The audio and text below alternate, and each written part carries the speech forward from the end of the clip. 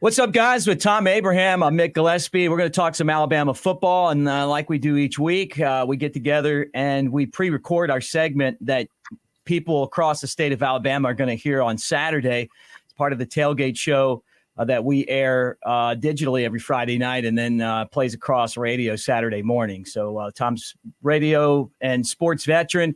Always love hanging out with Thom, and you guys got to know this too. He's not going to be here next week because Thom is also a great fisherman, and he's part of the Bassmasters Radio, which isn't something we would talk about on the Tailgate Show unless guys are stuffing fish with lead. But I still think that's cool. That. We're trying not to think about that. That wasn't a bass deal. That was walleye fishermen up north. They weigh the fish in dead. It doesn't have anything to do with Bassmasters.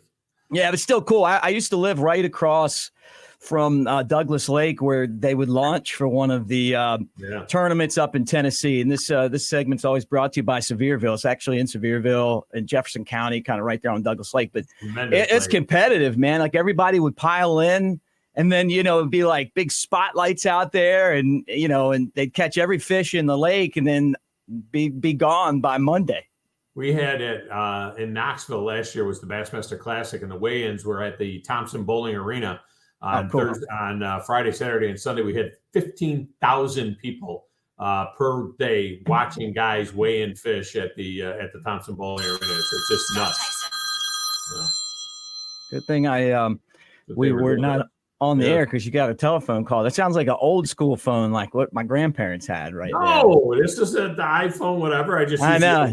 You use the old ringer. All right. All right. Well, let's get this thing started. Let's talk some Alabama football. And guys, thanks for hanging out with us as always here on the Bama Tailgate YouTube channel.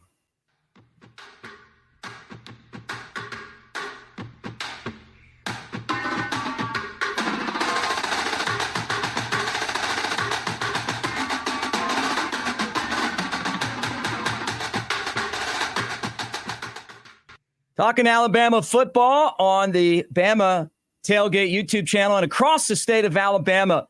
It's the Bama Tailgate Show, Alabama, Texas A&M. This is a really big football game in College Station, 2:30. We're previewing it, and our good buddy Thom Abraham from 97.7 ESPN The Zone in North Alabama and Huntsville joins us each week. And Thom, this is a showdown. Vegas seems to think that Alabama's in trouble because that line went from over 7 and it just keeps shrinking. And I wonder if some books even have at even money or Alabama down. No, not quite yet. I mean, as of this morning, game day, it's about 1.5 to Alabama. It was 3.5 on the open, but you're right. A couple of weeks ago, it was 7.5, and it just kept coming down. And there's good reason for it. In as much as that this Texas A&M team is playing some really great defense right now. They're 20th in the country against the pass, and Alabama already doesn't pass the ball very well. Their passing game is anemic at best. So, it's a weakness against a strength when you look at it that way. And as good as Alabama's defense has been, Texas A&M's is even better according to the numbers in terms of yards allowed. Now, they allow a little bit more points. The last I saw, points are what determines a game, not yards. But the Texas A&M defense is good. Max Johnson has come in and has been a starter. You can ask the question, would Max Johnson be the starter at Alabama if he was there? He was the backup to start the season, of course, to Connor Wegman, who got hurt. I think Max Johnson's every bit as good as Connor Wegman was for them. So this is huge. This is the game that SEC Media Days back in July in Nashville. This was the one I circled that would be a problem. I did not see what was going to happen against Texas. I thought that they would, beat the tar out of Texas in Tuscaloosa. But this was the one I thought would be problematic, going to Texas A&M. So here we are now. We see an LSU team that looks vulnerable. We see a Tennessee team that doesn't look as good as they were. Even a Georgia team that seems a little bit vulnerable. It struggles to win some football games, still winning games. But this Texas A&M team, this is the one that if they can come out of there with a win, who knows? People might start looking at Alabama a little differently heading down the stretch. This segment in our show brought to you by Visit Sevierville. Visit Sevierville.com. Now's a great time to check out 4 of their different self-guided fall driving tours, which highlight historical points of interest and beautiful views. That's Visit Sevierville.com And check it out up there in Tennessee. Beautiful time of the year as we talk Alabama and Texas A&M with Thom Abraham.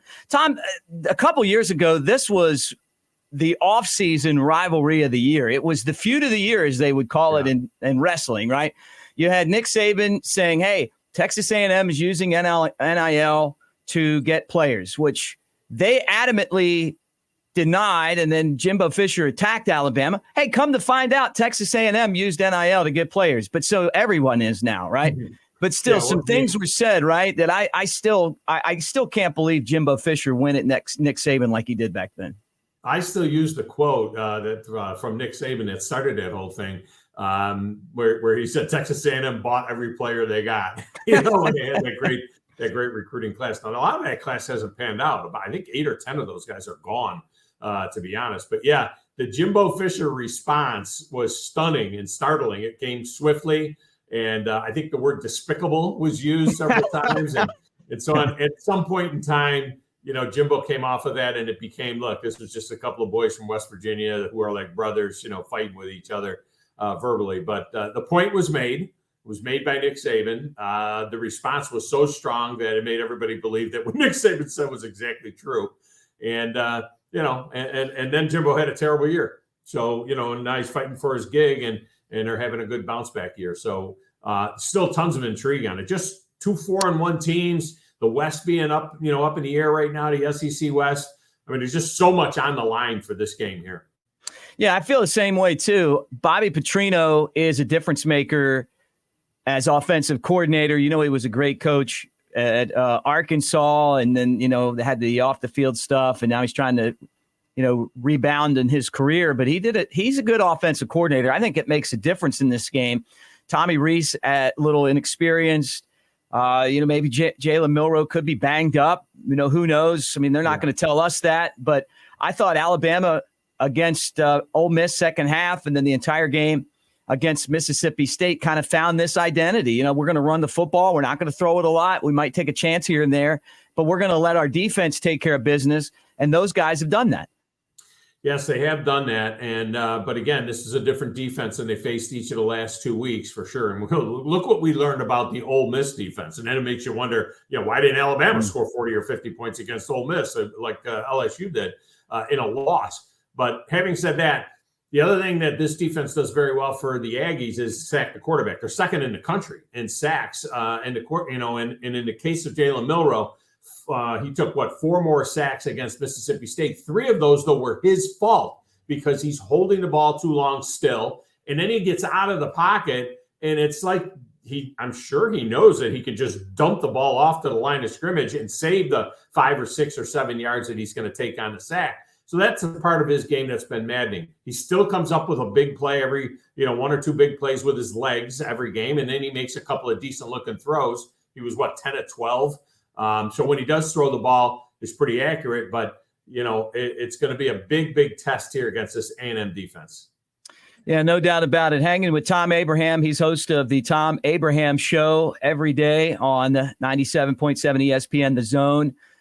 In North Alabama. He's also on our Florence affiliate too, Fox, right? So you're all over the place, and we appreciate having you to talk Alabama football here on the Bama Tailgate Show. And a lot of you guys have commented on our talk last week, and we want you to do that again if you're watching on YouTube. So your thoughts on this? To me, you talked about the fact that LSU got all those points and yards against Ole Miss. I looked at it and, I'm like, hey, Alabama stopped that Ole Miss offense that had 700 plus yards. So maybe that tells you how good the Bama defense is. Yeah, it does. It does speak to the Alabama defense. By the way, LSU also hung a 50-burger on Mississippi State, too. So it kind of tells you about Alabama's offense. Again, what have I been saying all season long?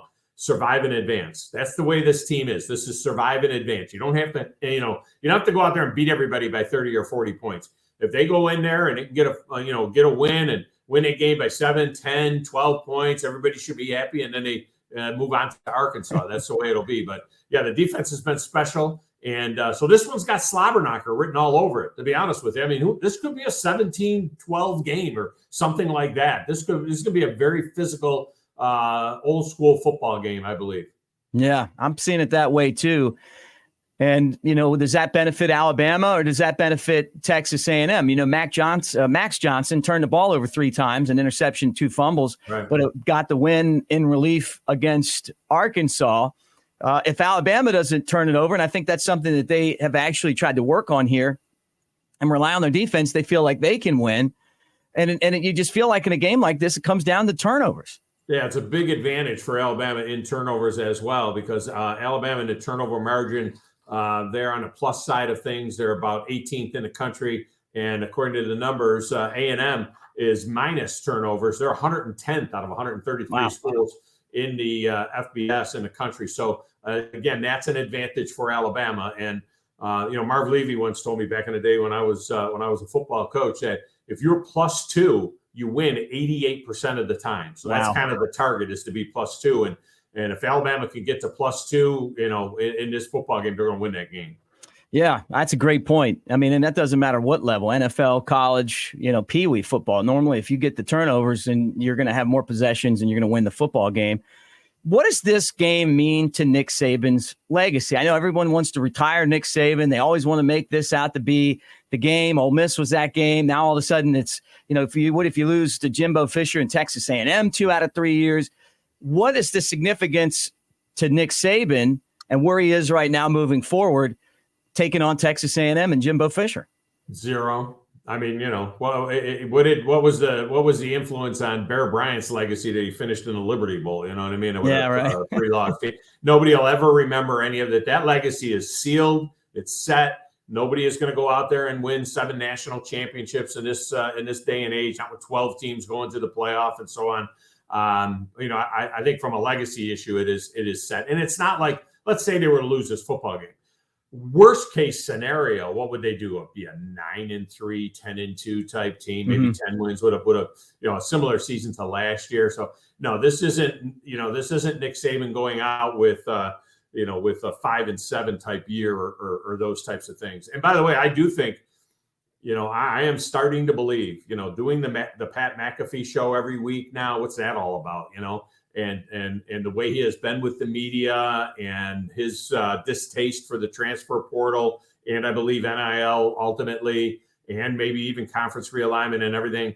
I think he really enjoyed that trip he took to Italy over the summer. I do believe that it's getting close. I mean, we've been saying, 3 or 4 more years for like 7 years now. Yeah. So the 3 or 4 more years may be it. So I think you kind of got to savor it and see how this is. Each week unfolds. I think with a championship, for sure, he would exit. I think there's no doubt about it. But even without, I think we're getting very, very close to seeing Nick Saban on the ESPN game day desk in place of Lee Corso at some point here.